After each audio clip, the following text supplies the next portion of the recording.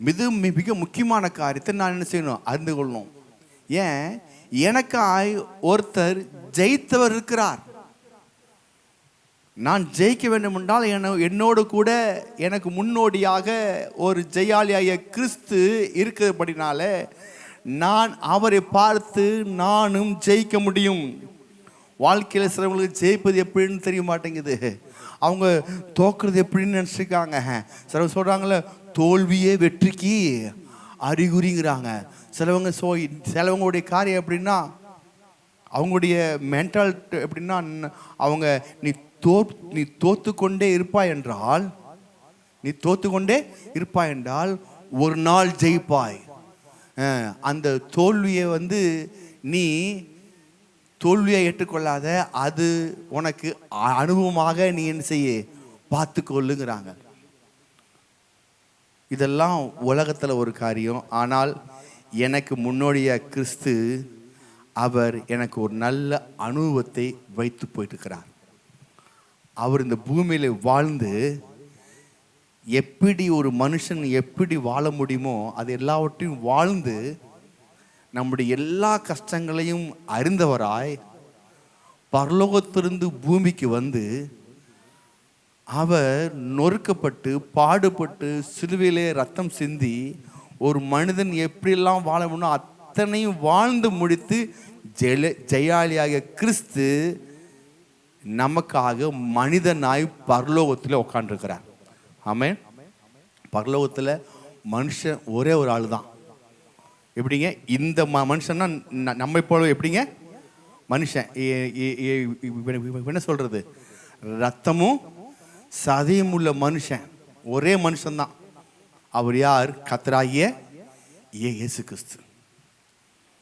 அவர் மனுஷகுமாரன் தான் போட்டிருக்கு. யோவான் பார்க்குறாரு வெளிப்படுத்தல, மனுஷகுமாரனுக்கு ஒப்பான ஒரு சாயலை நான் அங்கே இருந்துச்சுன்னு பரலோகத்தில் வீட்டிருக்க கண்டேன். அவர் மனுஷகுமாரனுக்கு ஒப்பானவர். அங்கே ஏன் அங்கே உட்காந்துருக்கிறாரு? எதுக்காக உட்காந்துருக்கிறாரு? எனக்காகவும் உங்களுக்காகவும் பரிந்து பேசும்படியா, எனக்காக உங்களுக்காகவும் பரிந்து பேசும்படியா. அப்போ ஒரு கிறிஸ்துவோட வாழ்வில் நான் ஜெயிக்க வேண்டும் என்றால் முதலாவது அவன் ஜெயிக்கிறதுக்கான ஒரே காரியம் குற்ற உணர்விலிருந்து ஜெயிக்க வேண்டும். எங்க ஜெயிக்கணும் சொல்லுங்க? குற்ற உணர்வு. என்ன குற்ற உணர்வு? அங்க பார்த்தோமே ஆதியாகமத்துல, நீ இந்த கனியை சாப்பிட்டா சாகவே சாவே. அப்போ அந்த கனியை சாப்பிடும்போது எனக்கும் கடவுளுக்கும் என்ன உண்டாகுது? ஒரு மாபெரும் பிரிவினை. அந்த பிரிவினை உண்டோன்னே அது நானும் தேவனும் பிரிந்து போயிட்டோம்னா உள்ளுக்குள்ள எனக்குள்ள என்ன உண்டாகுதுன்னா ஒரு வெற்றிடம் உண்டாகுது. எப்படிங்க? ஒரு வெற்றிடம். அந்த வெற்றிடத்தை எதையாவது செஞ்சு மனுஷன் அதை ஃபில் பண்ணலான்னு பார்க்குறான். அதான் போட்டிருக்கு, இந்த கனியை புசிக்கும் நாளில் சாகவே சாவாய். இப்போ ஒரு மனுஷன் ஜெயிக்கணும் அப்படின்னா இங்கே ஒரு சாபம் போட்டிருக்கு. என்ன? அவர் வார்த்தைக்கு கீழ்ப்படியாதனால, அந்த வார்த்தை கீழ்ப்படியாமல் இந்த ஆதாம் சாப்பிட்டதுனால அவனுக்கும் தேவனுக்குள்ள பிரி உண்டாயிருச்சு. அப்போது பிரி உண்டானோடனே அந்த ரெண்டு பேரும் பிரிஞ்சாச்சு. இந்த கேப்ல என்ன செய்யறான்? ஒரு வெற்றிடம் இருக்கு. அந்த வெற்றிடத்தை நிரப்பும்படி மனுஷன் எதையோ செய்யறான். இன்னும் மட்டும் இல்ல, அந்த கேப் ஆனோடனே மனிதனுக்குள்ள ஒரு குற்ற உணர்வு உண்டாகுது. என்ன உணர்வு உண்டாகுது? குற்ற உணர்வு. அது என்ன செய்யுது? இவனை பாவம் பண்ண வைக்கும்போது ஆட்டோமேட்டிக்கா அந்த பாவம் இவனை குற்றப்படுத்துது. பாவம் இவனை குற்றப்படுத்துது. அந்த பாவம் இவனுக்கு குற்றப்படுத்துது. இவனால ஜெபிக்க முடியல, வேதம் வாசிக்க முடியல, நிம்மதியாக இருக்க முடியல, ஒழுங்கான வேலைக்கு போக முடியல, எதுவுமே செய்ய முடியல. ஏன் அப்படி செய்ய முடியலன்னா அவனுடைய மனசாட்சி அவனை என்ன செய்யுது? குற்றப்படுத்துது. அந்த மனசாட்சி குற்றப்படுத்துது தான் இங்கே போட்டிருக்கு. அது சாபம். சொல்லுங்க. ஆமாம், நீ இந்த புசிக்கு நாளே சாகவே சாவா. என்ன சாவு அப்படின்னா எனக்கும் தேவனுக்குள்ள ஐக்கியம் செத்து போயிடுச்சு, எனக்கும் தேவனுக்குள்ள சமாதானம் செத்து போயிடுச்சு, எனக்கும் தேவனுக்குள்ள ஒரு பிணைப்பு செத்து போயிடுச்சு. அதனால இது செத்து போனோடனே எனக்கு நிம்மதியே இல்லாத ஒரு வாழ்க்கையாக மாறிடுது. அப்போ நான் என்ன செய்கிறேன், இந்த நிம்மதிக்காக சமாதானத்துக்காக மனுஷன் எதையோ செய்ய பார்க்குறான். ஆனால் உண்மையான ஒரு தெய்வம் இருக்கு. அவர் என்ன பண்ணாரு, என்னையும் கடவுளை இணைக்கும்படி தான் இயேசு பூமியிலே பிறந்தார். அவர் பிறந்து சிலுவைக்கு போய் என்னையும் கடவுளையும் பிதாவாகிய தேவனையும் அவர் ரத்தம் சிந்தி 2 பேர்த்தையும் ஒன்றாக்கிட்டார். அதான் போட்டிருக்கு கலாத்தியர் 3:14 மரத்தில் தூக்கப்பட்ட சபைக்கப்பட்டு எழுதியிருக்கப்படி கிறிஸ்து நமக்கு சாபமாகி நியாயப்பிரமாண சாபத்துக்கு என்னை நீங்களாக்கி மீட்டு கொண்டான். அப்போ இந்த நியாயப்பிரமாண சாபம் என்ன அப்படின்னா, அது ஏகப்பட்ட லிஸ்ட் இருக்கு. அதுக்கு முன்னாடி சாபத்தை நான் உங்களுக்கு சொல்லிட்டேன். இது என்ன செய்யுது, மனசாட்சி குற்றப்படுத்துற காரியத்தை அவர் நீக்கிட்டார். இனி நானும் பிதாவும் ஒன்றாயிட்டோம். அப்போ நான் ஏதோ தவறு செஞ்சேன்னா, பாவம் செஞ்சேன்னா, ஏதோ ஒரு காரியம் எனக்குள் மிஸ் ஆச்சுன்னா டக்கு நான் செய்ய போறேன், உடனே கண்களை மூடி ஆண்டவரே என் பாவத்தை மன்னிங்க, என் குற்றங்களை மன்னிங்க, நன்றி ஆண்டவரே, மனுஷிகாய் சோத்திரம். ஒரு வார்த்தையில் அவர் நம்முடைய பாவங்களை மன்னிக்கிறார். இப்போ அவர் நம்மை சேர்த்ததுனால இனி யார் நம்ம என்ன செய்ய முடியாது, பிரிக்கவே முடியாது. ஆனா ஒருத்தர் சொல்லுவான், இல்ல நீ மோசமான ஆளு, அவர் உங்ககிட்ட அன்பு கூறவே இல்லை, நீ இன்னைக்கு ஜெபிக்கல, இன்னைக்கு சர்ச்சுக்கு போகல, இன்னைக்கு பைபிள் படிக்கல, இல்லை அவ்வளோதான் முடிஞ்சு. இப்படி ஏதோ ஒரு மைனஸ் பண்ணி சொல்லிட்டே இருப்பான் பாருங்க. ஆனால் நீங்கள் சொல்கிற ஒரே காரணம் என்னையும் தேவனையும் எந்த ஒரு காரியமும் பிரிக்க முடியாது. அதான் போட்டிருக்கு ரோமர் புஸ்தகம் 8:36 போட்டிருக்கு, கிறிஸ்துவின் அன்பை விட்டு என்னை பிரிப்பவன் யார்? கிறிஸ்துவின் அன்பை விட்டு நம்மை பிரிப்பவன் யார் தெரியுமா? கீழே வாசிங்க. உபத்திரமோ, வியாகுலமோ, துன்பமோ, பசியோ, நிர்வாணமோ, நாசமோசமோ, பட்டயமோ, இவை எல்லாவற்றிலும் நாம் நம்மில் அன்பு கூறுவராலே முற்றும் ஜெயம் கொள்ளுவர்களாய் இருக்கிறோமே. இனிமேதான் நீங்க ஜெயிக்க போறீங்க அப்படின்னு சொல்ல, இனிமேதான் நீங்க ஜெயிக்க போறீங்கன்னு சொல்ல. அது என்ன போட்டிருக்கு, கிறிஸ்துவின் அன்பை விட்டு உங்களை என்னை பிரிக்க முடியாது. அங்க ஒருத்தன் ஒரு கனியை சாப்பிட்டு பிரிஞ்சிட்டான், இங்க ஒருத்தர் வந்தாரு, அவர் வாயில கசப்பான மதுரத்தை வச்சு சிலுவையில் தொங்கப்பட்டு அவர் வாய கசப்பான ஒரு என்ன இருந்துங்க, அது காடிய கையில வாயில கொடுத்து அந்த கசப்பை ஏற்றுக்கொண்டாரு. மனிதனுக்காக எந்த மனுஷன் கசப்பான அந்த நல்ல மதுரமான கனியை சாப்பிட்டானோ, கனியை சாப்பிட்டு கிளிப்படியாமல் போய் உள்ளுக்குள்ள பாவம் வந்துச்சோ, அதே வாயினால இயேசு கிறிஸ்து கசப்பான காடியை சாப்பிட்டவராய் சிலுவையிலே தொங்கப்பட்டு அந்த பாவத்தை ஏற்றுக்கொண்டு அவர் முற்றிலும் என்னை ஜெயாலயாய் மாற்றும்படி ரத்தத்தை சிந்தி சிலுவையிலே அவர் என்னை மீட்டு கொண்டார். இனி நான் பாவி அல்ல, இயேசுவை என்னைக்கு ஏற்றுக்கொள்கிறேனோ அன்னிலிருந்து நானும் பிதாவும் ஒன்றாயிட்டோம். அதனால கிறிஸ்து நம்பை விட்டு பிரிப்பவன் யார்? யாராலும் எங்களை பிரிக்க முடியாது. யாரும் நம்ம பிரிக்கவே முடியாது. அடிக்கடி உங்களுக்குள்ள இதுபட்ட எண்ணம் உண்டாகணும். அப்போ நீங்க தேவன் விட்டு உங்களை பிரிக்க முடியாது, நான் என்னையும் தேவனையும் பிரிக்க முடியாது அப்படி சொல்லிக்கிட்டே இருங்க. இங்க போட்டிருக்கு, அப்படி சொல்லிட்டு இருந்தா என்னமா, இவை எல்லாவற்றிலையும் நாம் நம்பில் அன்பு கூறுகிறவராலே. அப்பனா என்ன அர்த்தம்? என்ன அர்த்தங்க? இன்னைக்கு தான் அன்பு கூறல, ஏதோ இன்னைக்கு சர்ச்சைக்கு வந்தங்காட்டி அன்பு கூறல. நாம் நம்பில் அன்பு கூறாலே நீங்க பிறக்காத முன்பதாகவே இயேசு உங்களை அன்பு கூர்ந்துட்டார். ஆமென்.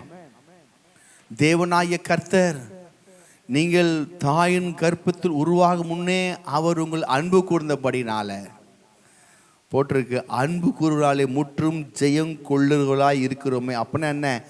நான் ஆல்ரெடி வின்னர், நான் ஆல்ரெடி ஜெயிச்சிட்டேன், நான் இனிமே தான் ஜெயிக்கணும்னு நான் ட்ரை பண்ண தேவையில்லை. நான் நல்லா ஜெயிக்கணுங்க, அவங்க முன்னாடி ஜெயித்து வாழ்ந்து காட்டணுங்க. முன்னாடி ஜெயிச்சிட்டீங்க, முன்னாடி நான் ஜெயிச்சிட்டேன், இனிமேல் நான் போய் ஜெயிக்கணும் இல்லை.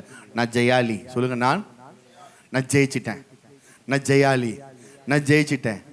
அந்த ஜெயம் என்ற எண்ணத்தோடு நீங்கள் போனீங்கன்னா உங்கள் பாதையெல்லாம் ஜெயமாகவே இருக்கும். ஹல்லேலூயா. திங்கட்கிழமை காலையில் போகும்போது நான் ஜெயிச்சிட்டேன், நான் ஜெயாலி அப்படின்னு நினச்சி போயிட்டீங்கன்னா நீங்கள் ஜெயிச்சு கொண்டே இருப்பீங்க. அதான் போட்டிருக்கு.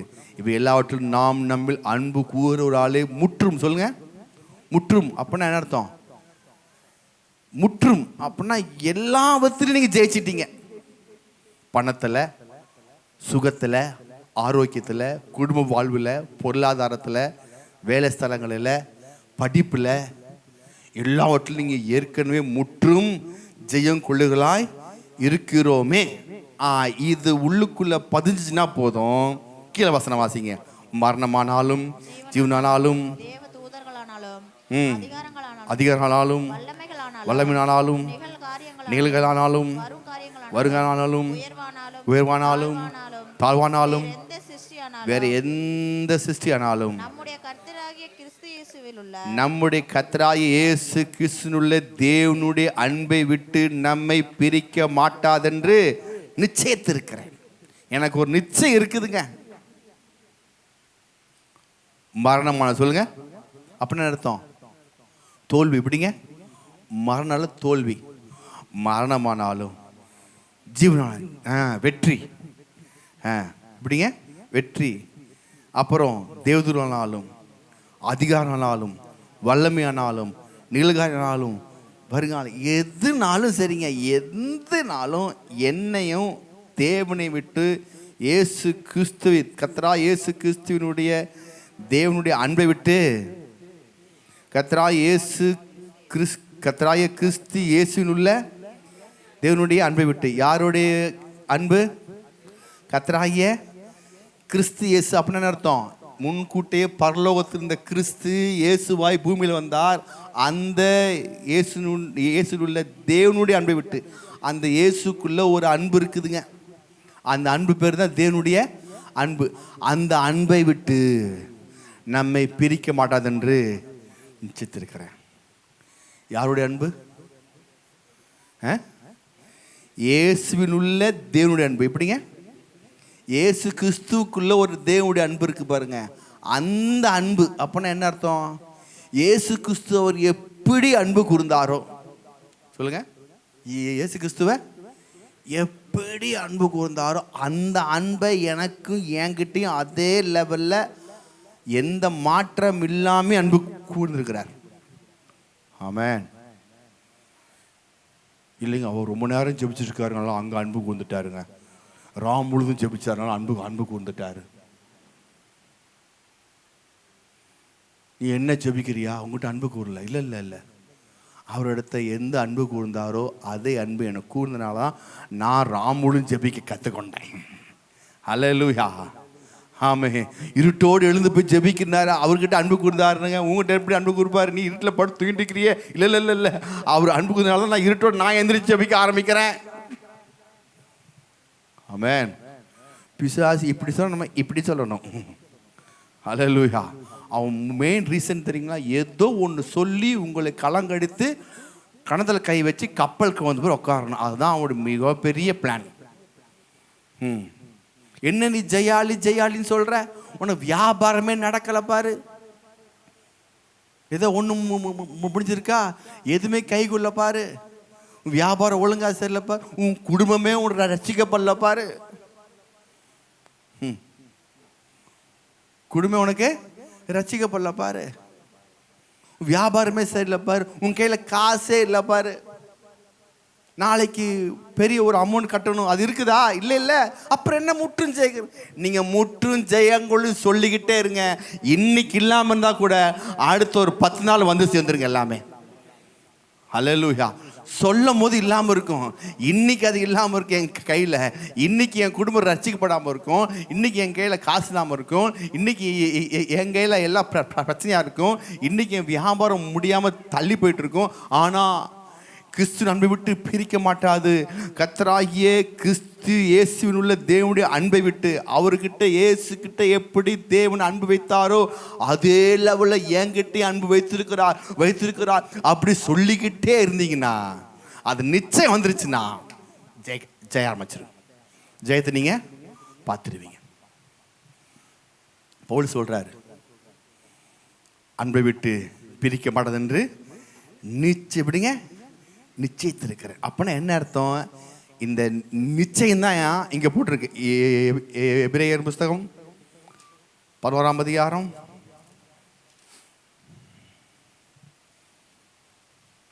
11:1.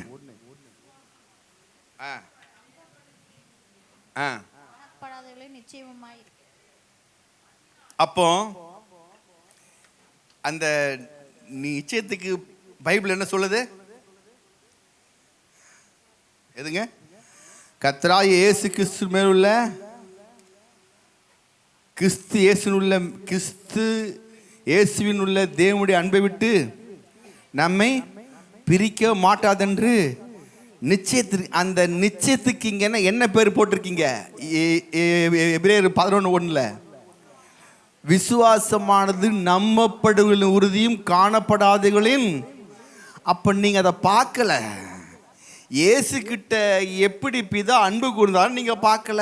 பைபிளில் போட்டிருக்க, அதான் நீங்க படிக்கிறீங்க. நான் சொல்லுகிறேன், பார்க்கறத விட படிக்கிறது அதிக கற்பனை திறன் உண்டாகும். ஆமென். ஹல்லேலூயா. புரிதா புரியலீங்களா? ஒரு பொண்ணை நீங்கள் பார்க்கும்போது அழகாக இருக்கிறா, சச்சா சூப்பர் அப்படின்ட்டிங்கன்னா முடிஞ்சு போச்சு. ஆனால் அந்த பொண்ணை கண்ணதாசனும் வைரமுத்தோ ஒரு வர்ணிப்பாங்க பாருங்க, ஒவ்வொன்று அங்கங்கம்மா. அதை நீங்கள் படிச்சுன்னா உங்களுக்குள்ள என்ன உண்டாகும்? பார்க்கறத விட படிக்கிறது அதிக கற்பனை உண்டாகும். ஹல்லேலூயா. ஒரு மாவீரனை பார்த்துட்டீங்க, மாவீரன் இப்படி நிற்கிறான், ஒரு பெரிய மாவீரன், அவ்வளோதான் பெரிய மாவீரன். அந்த மாவீரன் நீங்கள் புக்கில் படிக்கும்போது அவனுடைய மாவீரனுடைய பலன் என்ன, அவன் என்ன வெயிட்டை தூக்குறான், எவ்வளோ வெயிட்டை தூக்கி நின்றுக்கிறான், அவனுடைய செஸ்ட் எவ்வளோ பெருசு, ஹைட் எவ்வளோ பெருசுன்னு சொல்லி நீங்கள் தமிழ் புக்கில் இது படித்து பார்த்தீங்கன்னா, மாவீரனுடைய படித்து பார்த்தீங்கன்னா உங்களுடைய கற்பனை பார்க்கறத விட அதிகமாக இருக்கும். எப்படிங்க? அதிகமாக இருக்கும். அதான் சொல்கிறேன், இயேசுவை பார்க்கறத விட இந்த வேதத்தை நீங்கள் இயேசுவை நீங்கள் பார்க்கும்போது அதிக பவர் உங்களுக்கு உண்டாகும். ஹல்லேலூயா. நீங்கள் இயேசுவை நேரில் பார்த்தா கூட என்ன செய்ய முடியல, பேதுரு மனசு மாறல. காலைல பார்த்தோமே, காலையில் நேரில் இருந்து பேதுரு அபிஷேகம் பெற்று பெந்தேகோஸ்து நாளில் என்ன ஊற்றப்பட்டு ஆவின் அபிஷேகம் பெற்று பிரசங்கம் பண்ண எல்லாம் பண்ணால் கூட கொர்நேலியு வீட்டுக்கு போக மாட்டேங்கிறான். போக மாட்டேன், போங்க ஆண்டவரே, கொர்நேலியு வீட்டுக்கு நான் போக மாட்டேன். ஐயோ, அவனுக்கு மேலேருந்து துப்பட்டால் என்ன செய்யணும், நம்ம துப்பட்டியே இறக்கி எல்லாத்தையும் காட்டி தரிசன காத்து சத்தம் வருது, எல்லாம் வருது. அச்சோ இதெல்லாம் புதுசாக இருக்குன்னு சொல்லி உட்காந்து சிந்தனை பண்ணிட்டு உட்காந்தான். தரிசனத்தை பார்த்துன்னு சொல்லி வச்சுருக்கவன், இன்னும் தெரியலையே இப்படி வருது, கெட்ட சொப்பனமாக இருக்குமா அப்படி உட்காந்துருக்காவன் உட்காந்து. அப்போ தான் அப்படியே சொல்கிறார், உன்னை கூப்பிட்றா ஒருத்தன் போய் என்ன போய் இப்போ போ, நீ அவங்க கூட பேசாமல் கிளம்பி போ. அது சொன்ன பேசாமல் போகிறாரு பாருங்க. அது வரைக்கும் அவனுக்குள்ள என்ன செய்ய முடியல. இயேசுவோடு இருந்தாலும் காதை வெட்டினவர் இயேசு சொல்கிறாரு, பேதுருவே இந்த கல்வி சபையை கட்டிடும் பாதாள வாசைகள் மேற்கொள்ள எல்லாம் சொல்கிறாரு. ஆனால் பேதுருக்கு அந்த பாரம்பரிய கட்டு எப்படிங்க, யூத பாரம்பரியத்தில் இருந்து பழக்கப்பட்டதுனால புதுசாக ஒரு ஆள் புறஜாதிக்கிட்ட போய் பேசணும் கொள்ளணும்னா அவனுக்கு அவ்வளோ ஒரு தயக்கம். அது அவனால் முடியவே முடியல. ஆவியானவர் பேசுனால தான் ஐயா எஞ்சி போனார்.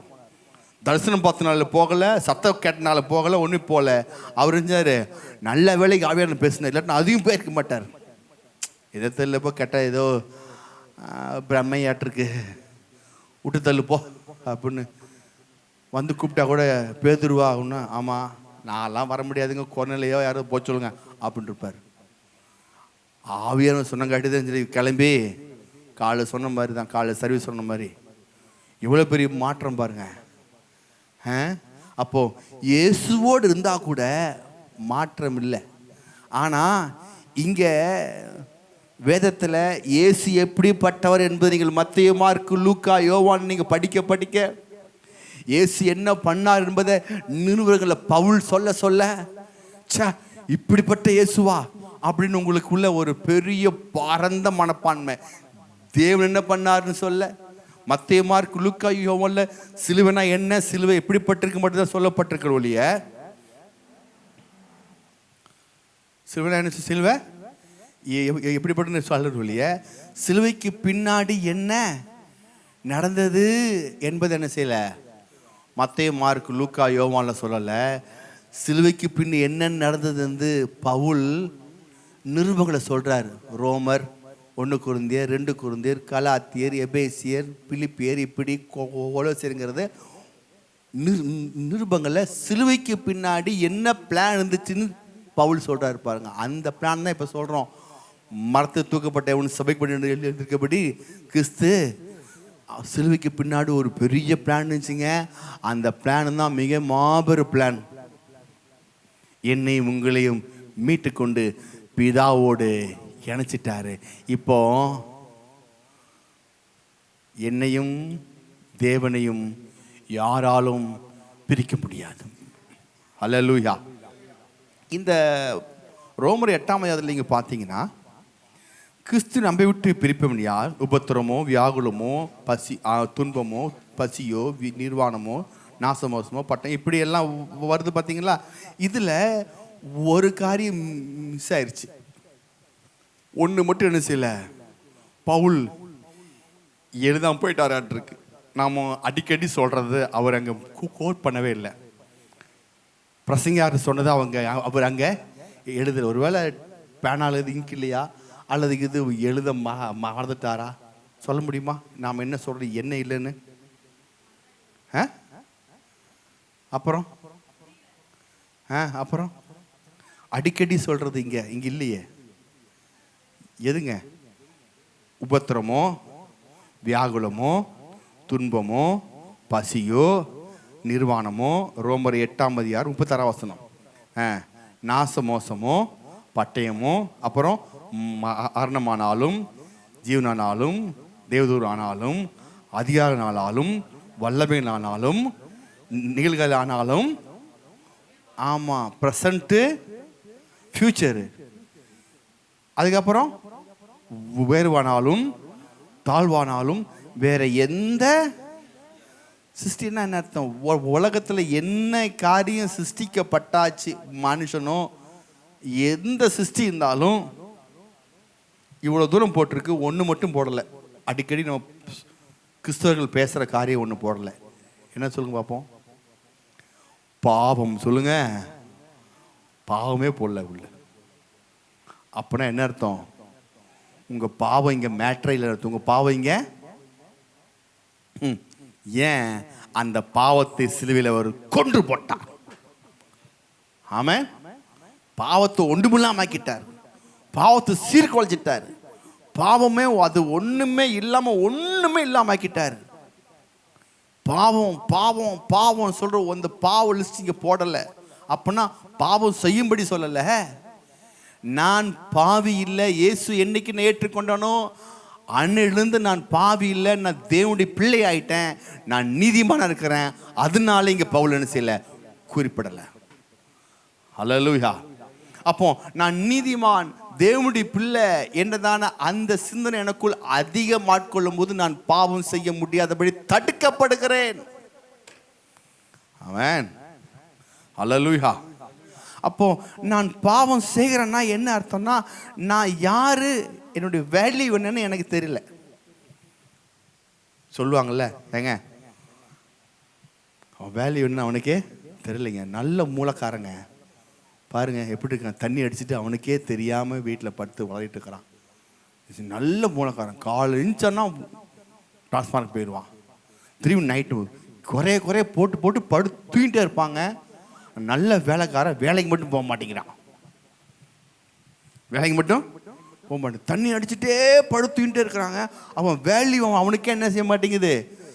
அவ்வளோ பெரிய வேல்யூ இன்னைக்கு. எப்படி தான் இன்னைக்கு பாருங்க, நம்முடைய வேல்யூ என்னங்கிறது வேதம் சொல்லுது. நீ தேவனுடைய பிள்ளை, நீ நீதிமகான், உன்னை கர்த்தர் ஒரு பெரிய இடத்துல வைக்கும்படி நீ ஜெயிக்கப்பட்டவன், ஜெயால். இனிமே தான் நீ ரன்னிங் ரேஸ் ஓடி ஜெயிக்கணும் இல்லை, நீ எல்லாவற்றிலும் முற்றும் ஜெயம் கொள்ளுகளா இருக்கிறோமே. நீங்க முன்னாடியே நீங்க ஆல்ரெடி நீங்க ஜெயிச்சிட்டீங்க. ஆமென், ஹல்லேலூயா. அப்போ நான் ஜெயிச்சிட்டேன் அப்படின்னா நான் எப்படி அந்த சிந்தனை எனக்கு உண்டாகணும்?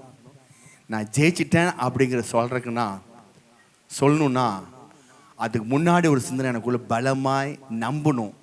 நம்பி அதில் நான் செய்யணும், நிச்சயத்திருக்கணும். என்ன அன்பு, எதை நம்பணும், எதை நான் விசுவாசிக்கணும், எதை நான் ஸ்ட்ராங்காக இருக்கணும், எதில் நான் நிச்சயமாக இருக்கணும்.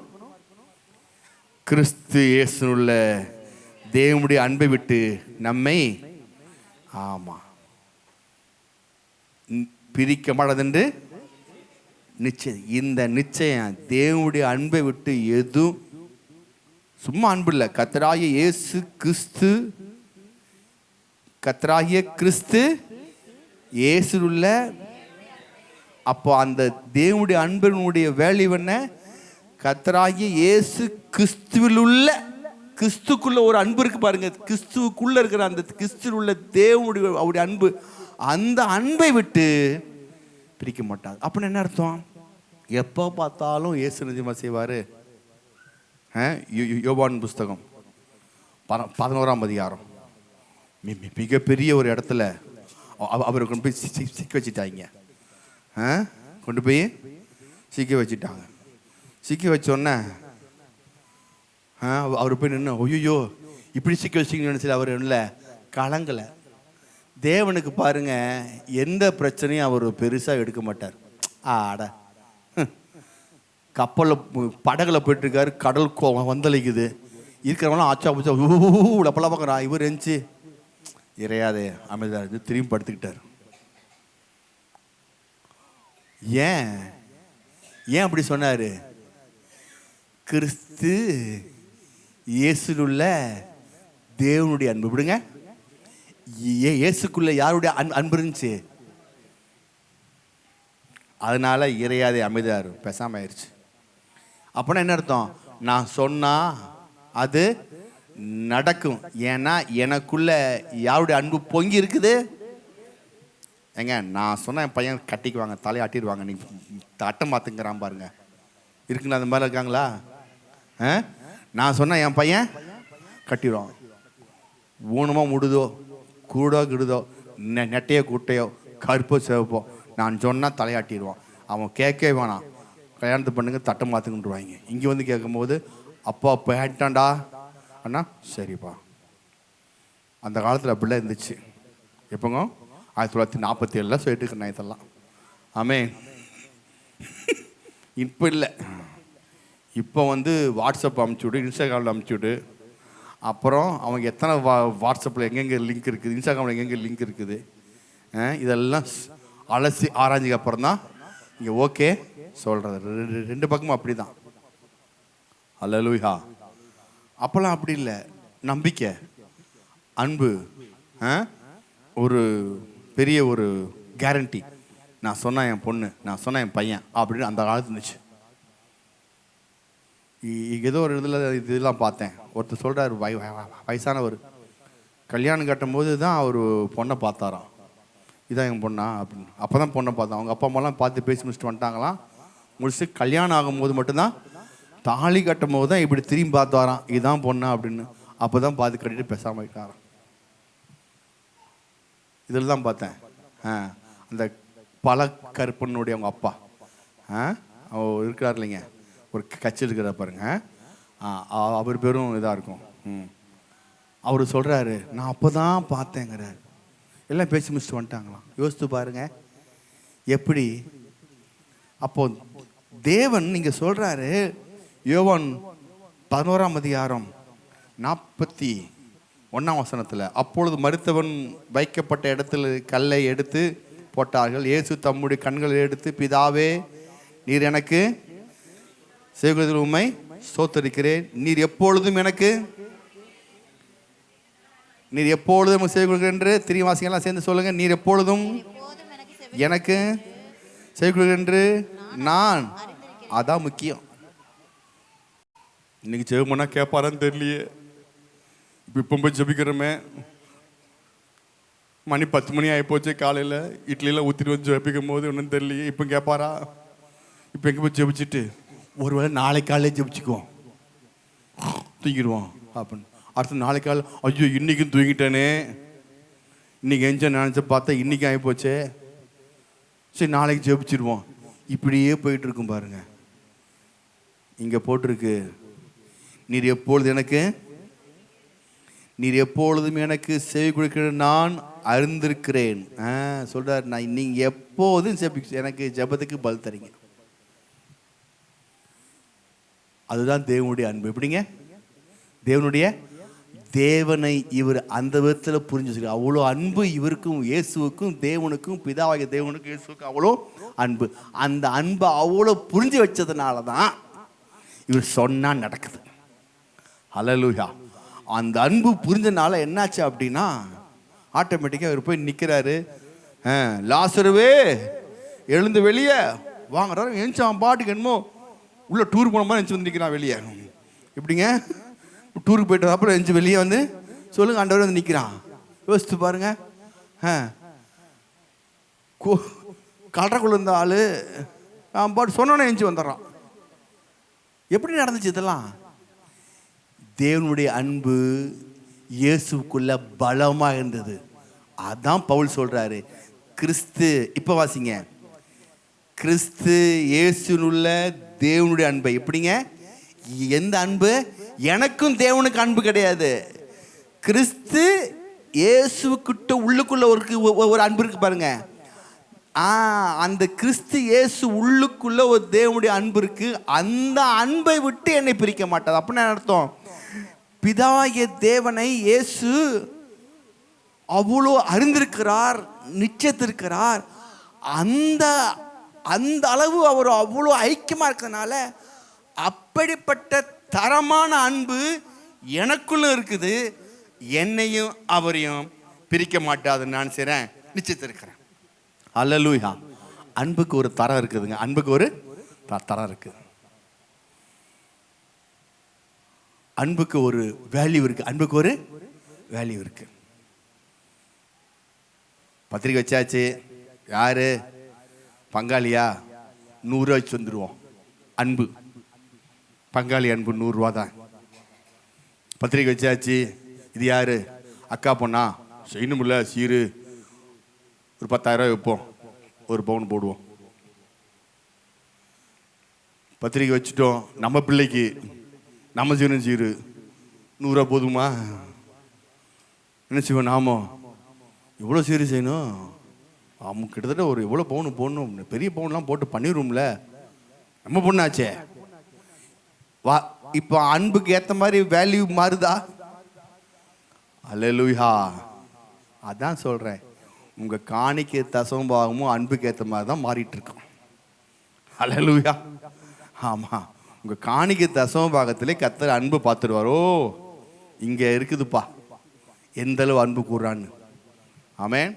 சிலவங்க தெரியாது, நீங்கள் ஒவ்வொரு செயலையும் அவருடைய அன்பை தான் வெளியே காட்டுறீங்க. ஹல்லேலூயா. கர்த்தர் தேவன், கர்த்தர் தேவன், கர்த்தர் தேவன். இது எப்படி பார்க்க முடியும்? இந்த அன்பை நீங்கள் எப்படி வெளிக்காட்டுவீங்க?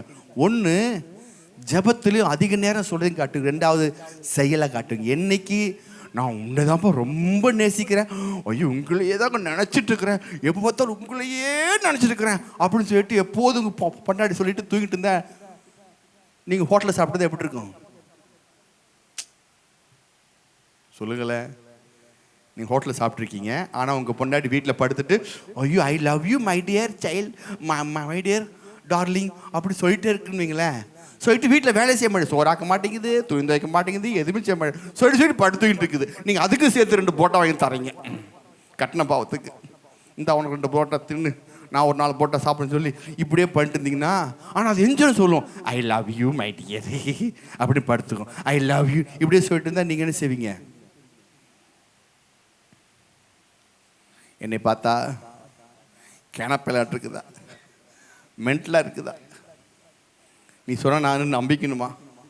ஒரு வேலையும் செய்ய மாட்டேன், என்னை கவனிக்கவும் மாட்டேன், ஒன்றும் செய்ய மாட்டேன், எதுவுமே செய்ய மாட்டேன். ஆனால் நீ ரொம்ப அன்பாக இருக்குன்னு வாய்க்கிலேயே பேசிக்கிற. அது அன்பை நம்ம ஓகே சொல்லுவோமா? அது அன்பை நம்ம அக்செப்ட் பண்ணுவோமா? அது அன்பாக ஏற்றுக்கொள்வோமா? நான் சொல்கிறேன், வாயில் சொல்லுது பெருசு இல்லை, செயலை பாப்பா. எப்படிங்க? ஆமாம், இயேசு சொல்லுது பெருசு இல்லை, அவர் செயலிலே காமிச்சார். எப்படிங்க? எப்படி காமிச்சார்? இருட்டோடு எழுந்து ஜெபம் பண்ணார், ராமுழுக்கு ஜெபிச்சாரு, செயலை காமிச்சிட்டே இருந்தார்.